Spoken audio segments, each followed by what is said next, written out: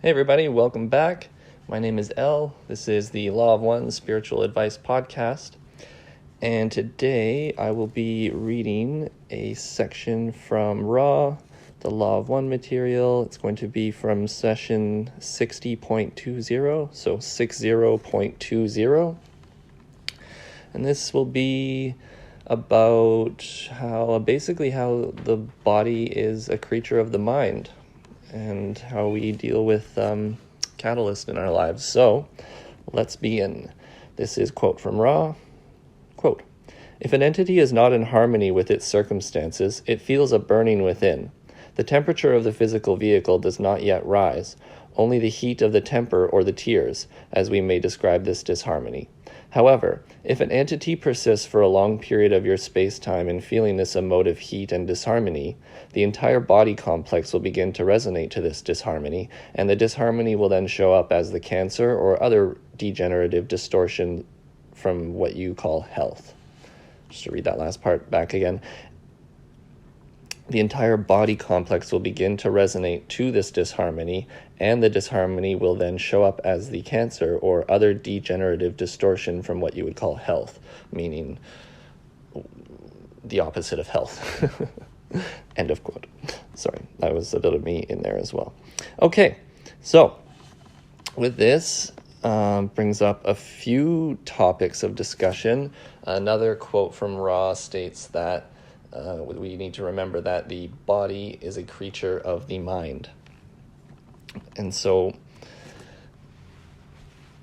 what comes to my mind when I think of this subject is how we have daily catalyst in our lives, and if we deal with this catalyst, we don't shield our consciousness from it. We accept the catalyst. Like catalyst, another word for catalyst is experience. So, we accept the experiences that come our way. We learn to specifically accept them instead of rejecting them, so that we can learn to integrate those portions of truth and catalyst into our being. Now, what happens is that there's a lot of people, and me, I'm not perfect, obviously, we all get catalyst on the daily, and sometimes we ignore it, or we don't want to look at it. We're not strong enough right now to look at it, or we at least feel that way. So the daily catalyst repeats. You could essentially think of it as the lesson is repeating and repeating and repeating, and we keep failing the lesson, we keep not understanding it, or we're not even picking it up, we're not even care about it. The lesson gets thrown away and it's just meh, whatever. So you have any of these ways of being where you're not dealing with things consciously, what will happen eventually is that if your mind will make attempts to reveal these things through you, whether just through things that happen in your daily life, intuitions that you get, dreams that are trying to tip you off to things that you need to start dealing with. But we are persistent humans, sometimes we are, and we don't care. So what'll happen eventually is that if you ignore it, the catalyst will then be offered to the body so that it cannot be ignored any longer. You can't escape a lesson, it's unfortunate, but you come here with a certain pre-incarnative plan. Although that plan may be fluid, there's certain aspects and lessons that you have chosen to come here to learn, and so you need to learn those things.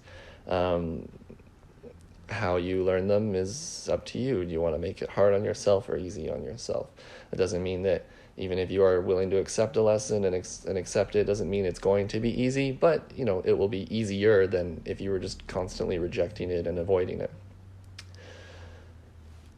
So the catalyst is offered to the body.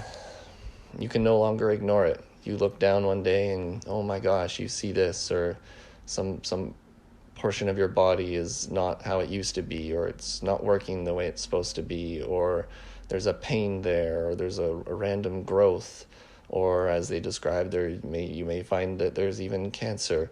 That would be terrible, obviously, but these things happen. So the idea is that once it's offered to the body, you can't ignore the catalyst, and therefore you're forced somewhat to deal with it.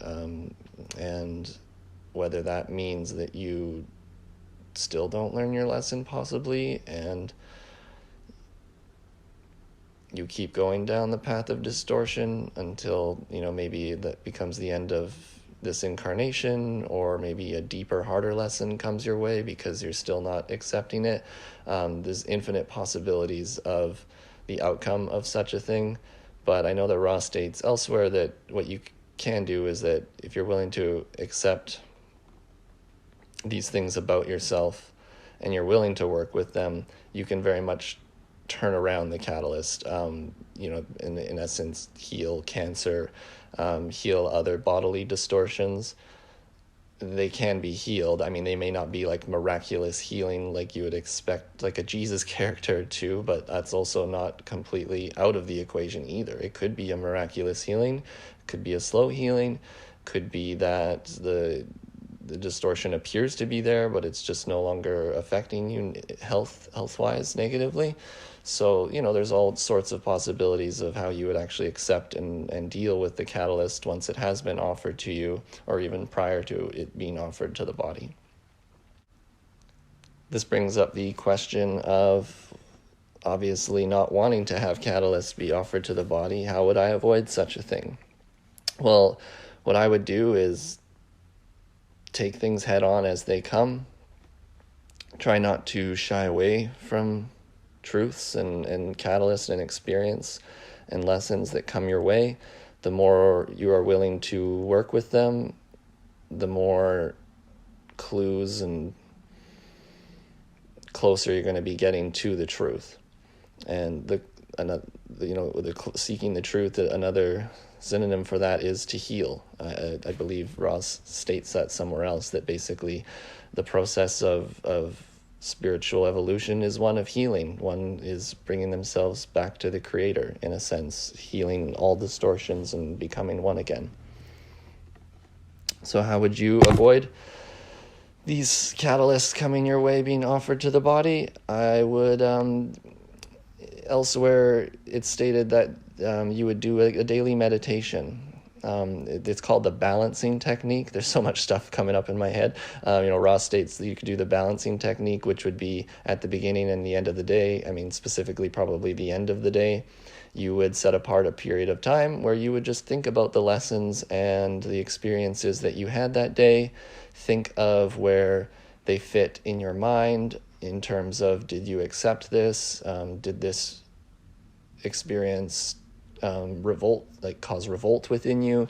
Whatever it is, you go in and you basically just play with that energy, and you obviously trying to come to an ability to accept things, not just blindly accepting things as they are, but doing the balancing technique, which would be in your mind creating opposites. So what would be an example?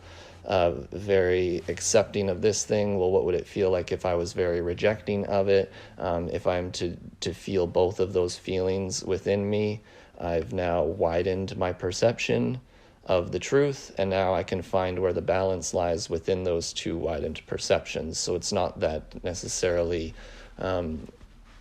paradoxes can always be solved, but you can go into the left side of the paradox and the right side of the paradox, and between looking at both of those, you can then determine what's closer to the truth, or at least closer to the truth to you. Essentially, you have more information to make a decision. So as you're doing your stuff at the end of the day, sitting there thinking about the day, you can basically just figure out where those portions of the day fit within you, instead of ignoring them and just letting them rattling around in your brain, not going anywhere, not really being helpful. And Catalyst is that way. It's repetitive. So if you keep missing the lesson, you'll be like, why does this certain lesson keep coming towards me? Like, it's so annoying, but it's probably because you're missing the point of it. The lesson will repeat, but it's like a spiral, and we'll come to the lesson again, but from a newer perspective each time. And I'll quickly note that this quote did continue with Ra, continuing on to explain how even these undealt with catalyst and undealt with feelings and this anger and bitterness, it can manifest into the earth below us. So there's just worth noting that not only when you are healing yourself and doing these things it's not like a selfish thing. I mean, you're also doing your part in helping healing this planet. I think that is good to know, because a lot of seekers feel it's somewhat selfish to be working on themselves all the time. But if you're really in the know, you might be aware that to serve you is to serve others, is to serve all. There is only one, and it is the Creator, and it is various versions of the Creator serving other various versions of the Creator, which is what my attempt is to do here with making podcasts like these. So I think that's all I want to speak on for today. I had a couple of things that I did miss, but with this being a weekly podcast, I'm going to have lots of time to speak again upon it. Thank you, everybody, for joining. You can check out my website, www.theoneinfinitecreator.com. There are links to the LL Research website where you can download all of this material, like the Law of One material, for free. And I will be back next Wednesday and Friday. So it'll be Monday, Wednesdays, and Fridays it'll put on this podcast. And yeah, huge blast of love out to all you guys. Tough times out there, so be kind to yourself. I love you guys.